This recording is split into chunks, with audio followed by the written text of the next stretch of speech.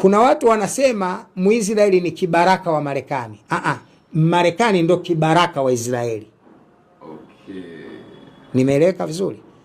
Marekani ndio kibaraka wa Israeli, kwa sababu ili Marekani iendelee kusimama kiteknolojia inahitaji Israeli isimame.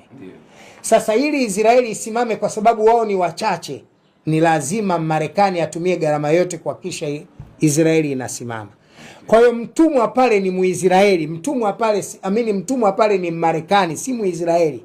Muisraeli anatumikiwa na Marekani kulinda maslahi yake, ili Marekani aendelee kupata teknolojia ya taaluma ya kisomi kutoka wapi?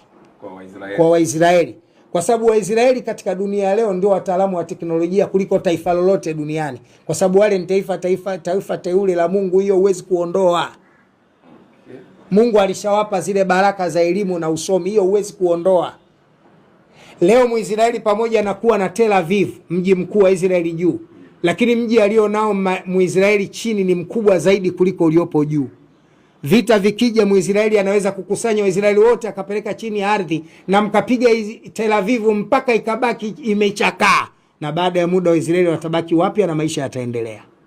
Kwa sababu alichofanya Muisraeli ni kujenga mji mpya chini ya ardhi, ambao utakuwa sababu ya yeye kuweza kushindana na dola yoyote itakayokuja kupigana nayo. Kwa hiyo utavunja magorofa ya juu, lakini huitavunja andaki zake. Okay. Nirudie hicho kipande unielewe. Nataka nionyeshe kwamba Muisraeli ametengeneza mji chini ya mji mwingine ambao umelenga kujihami. Kwa leo hata ikitokea taifa zitakusanyika kuipiga Israeli na kuifuta Israeli yote pale juu, baada ya muda wana mji mwingine chini na maisha yataendelea.